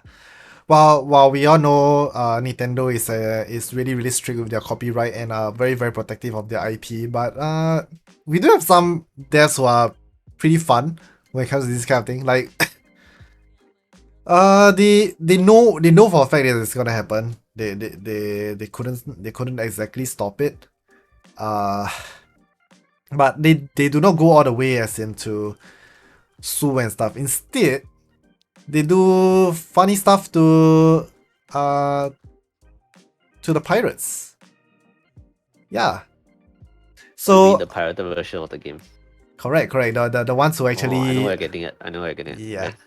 So for a few examples we have, so simple stuff. Oh my god, my throat's still dying. Okay, so Mirror's Edge. So the more punishing one, let's start with Mirror's Edge. They did a really subtle tweak, or really not that subtle. So basically, what they do is that they limit your running speed, so it made it impossible to play the game. Like Mirror's Edge is a game that's all about parkour, speed, mobility, and what they did is that they limit your speed, if it's a pirated version, and make the game unplayable. So this is actually one example of things that people have done against piracy.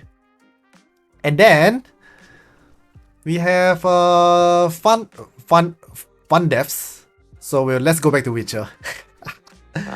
Yes. Yeah, so in Witcher 2 Assassins of King, what they did is that they replaced every adult scenes. They will change the character model of all the women into old ladies. Oh, that's very yes, very anti-piracy. Yes, Yeah. I can. So yeah, I think it works. Yes. so yeah, so we all know our favorite main character in Witcher, Geralt of Rivia is Very handsome. yeah, is a pretty smooth talker, really ladies man kind of stuff. But holy shit, dude, that definitely traumatize people who actually have great expectation of these cough scenes, you know. Yeah. It is. I heard of many stories of a lot of game devs adding additional features to check when their game is pirated. They activate these features of gameplay mode whereby your gun started to shoot chickens instead of anything and doesn't do any damage. And then that was for one of the games. I can't remember which one. I think there's a lot of news article in regards to that, which helps to kind of keep the pirated game like a demo, as you can still play a bit, but you don't have the full proper experience of the game, so it doesn't like really hurts the game developer because you can't finish the game and then you actually have to buy the game to finish the game if you really like the game. But players, you get a taste of how the game's gonna be like, how the world's gonna look, things like that. But it's a shitty demo, that's what I'll call it. It doesn't give the player a good feel. But if you somehow still overcome that bad feel about the things that they added and want to actually try the real thing, yeah, they can go get a game. They can go buy the game then. Right, and of course we have another funny case is game developer tycoon. Oh. Yeah, as a game dev, or The no, irony. as you're playing you play as a game dev in Game Dev Tycoon. So what Yes. they do is every time you get a sales report, they'll say you actually read this message. Boss, it seems that while many players play our new game, they steal it by downloading a cracked version rather than buying it legally. If players don't buy the game they like, we'll sooner or later go bankrupt. Yes.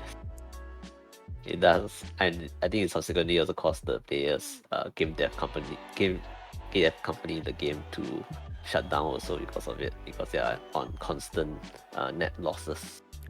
Yeah, so So in a sense, instead of punishing the player for it, the game is still quote unquote playable except for this part. But they did, in this sense, they educate the player that the company cannot, no, like these games will not exist if you don't support them legitimately. Yeah. Which I think It's is a a rare really, case of it's a very smart thing, to be honest. Mm. Mm. And it's very appropriate to the theme of the game as well. It's a very rare case whereby you really bring the reality of the simulator right to your player face when they are doing certain action that is considered Not so nice. illegitimate. How to use your word? Illegitimate. That's the word for today. Illegitimate. Shit. Yeah. Okay. Alright. I found that the chicken gun that you mentioned earlier is actually Nice. Crisis Warhead. Yes. It's one of the It old was a Crisis quite popular series. game. It was Yeah. a popular game. Then I guess quite a lot of people pirated, and they had to add this. Mhm, And mhm. since it's an old game, they don't have much anti-piracy method, so that's the best they could do at the time, probably, or one of the best. Mhm. Yeah. So with all this said, actually, while we over here we do not approve of piracy. I mean, we can technically we can say that because we are working adults. Uh, yeah. If you have the funds for it, please purchase the game that you want to play. Support the devs. Yeah. Every little bit counts. For them, and to keep their company running so that they may actually create something good for us in the future, right? And yeah, but however, we do know anything, as long as something gets on the internet, right? There is no way for you to stop being leaked out for free. So while it's not really a nice thing, we shouldn't take it too hard as well. Instead, take it as an opportunity to share and educate each other instead, to and help these companies thrive, right? Yeah, Yep. these people need to feed their families after all. Yeah. That's true. Mm-hmm. And the days of OT they have to do just to get the game out. Oh, Yeah. speaking from source. Mhm. And Yep. then and then definitely we do hope people understand that emulation will not be the one-to-one representative of the game itself. If you were to purchase it from the source, there may be some things like maybe a frame rate drop, poor graphics rendering and whatnot, because the emulation may emulate the thing, but it's not one-to-one. It's never one-to-one, because there's a lot of things in terms of the hardware, the software that's used to run the games could be different in the emulation. The emulation can only emulate, which is another word to pretend to recompose it itself to be something else. Yeah, Mm-hmm. it's another word for simulate lah, but it's like emulate. All right. So I guess that's what we have wrapped up for this topic right now. Mhm. So yeah, I hope you guys enjoy what we have for you today. It does seem like quite a bit of a serious topic for most of them today, and we have. And thank you to Holy Punisher here, who is a game dev, being able to give us an accurate point of view as somebody working in this industry. So yeah, Too formal, man. Yeah, making this too formal. yeah. No. This is definitely a Holy Bunny interview. Oh no. Yeah. So Okay. yeah, thanks everyone for listening in. And we'll catch you guys later after this scene. Yeah, we have a little bit of post show. Let's chat a little bit about things. Yeah, about stuffs. Yep. Yes. Definitely. And Let's run the outro, yeah, and you go drink some water also. Yes, Metro is dying. Thank Alright, you everyone thank you for guys. yeah. See you guys in a Thank bit. you guys. Bye bye. For the YouTube people, bye bye. YouTube people.